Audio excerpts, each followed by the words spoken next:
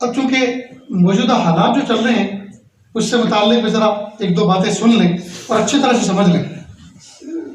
हुकूमत ने एक जालिमाना कानून बनाया और ये कानून बनाया कि आसपास के पड़ोसी मुल्कों में अगर कोई गैर मुस्लिम, चाहे वो अलिफ से लेकर यहाँ तक कोई भी हो, मुसलमान के अलावा गैर मुस्लिम जितने भी हैं, वो आएंगे तो हम यहाँ के उनको शहरी बनाएंगे। ज़रूर बनाना चाहिए, कोई इनकार नहीं। जो मजलूम हो, जो तकलीफ ना हो, बहुत बड़ा जंगल पड़ा है, मुल्क है बहुत बड़ा, रखो, कोई बात नहीं, पालो उनको, जो दो ज़मीन है, जो कुछ देना हो दो, लेकिन इंसानियत की बुनियाद पर, मजहब की बुनियाद पर नहीं कि मीन को छोड़कर इसके अलावा जितने भी आएंगे सबको लेंगे। क्या मतलब? किसके बाप की ज़मीन है? अल्लाह की धरती है, अल्लाह की धरती पे अल्लाह का कानून चलता है। ये कौन है? आलतू फालतू के हैं सब। इसलिए हमारा जो मुल्क का दस्तूर है, संविधान है, उसमें ये दस्तूर में एक ज़ाब्ता है कि कोई भी इंसानियत की बुनियाद पर इस मुल्क में आएगा परेशान, उसको यहाँ की नागरिकता, यहाँ की शहरियत उसको दी जाए।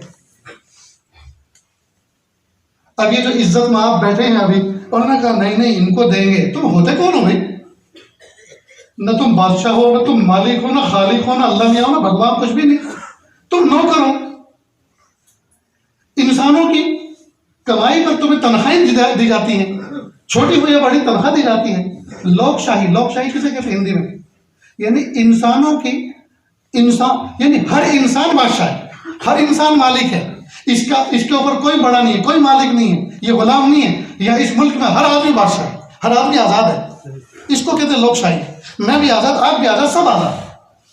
मेरे ऊपर कोई हुकूमत करे या मुझे गुलाम बनाए, मुझे कहे नीचे देखो, क्यों देखो नीचे? समझ लेना मामला अच्छी तरह से। यह है हमारे मुल्क का दस्तूर और ये बड़ा बड़ा खूबसूरत दस्तूर है। ऐसा दस्तूर किसी मुल्क में मिलता नहीं। इसमें हर इंसान को बराबर का दर्जा दिया है। और इस्लाम के तो कहने ही क्या। एक बंदा मौमिन झाड़ू देने वाला कलमा पढ़ता है जी, कलमा पढ़ते के साथ ही, गुस्ल करते कलमा पढ़ते के साथ ही उसके मुंह का झूठा लुकमा खाया जा सकता है।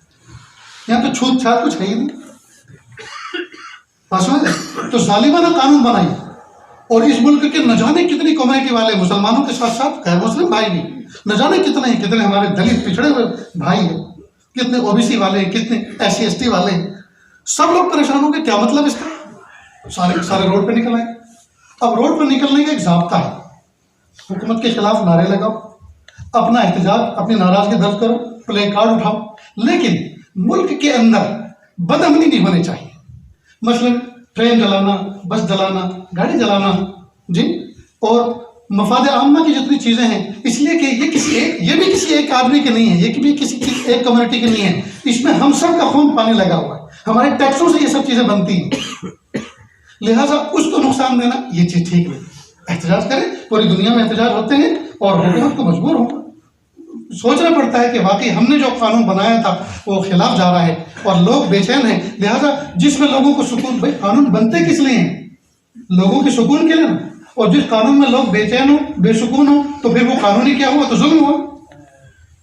बहरहाल ये इस मुल्क में इस वक्त एक फजा बनी हुई है, फजा बनी हुई है। और अल्लाह करे ये कानून मिटे, ख़त्म हो और इंसानियत जी सुकून का सांस ले। न जाने कितने लोग रातों को धरना दे रहे हैं, दिन में धरना दे रहे हैं, ठंडी की परवाह नहीं कर रहे, इसलिए कि इसमें क़यामत तक के हर इंसान के लिए जो है सहूलत है। अब आइए, अब हमें किस तरह से गुजारना है जिंदगी? एक तो यह कि हमारे जो बड़े हैं कायद, वो जो कहें उनकी बातों को सुने। बस भाई, उनकी बातों को सुने।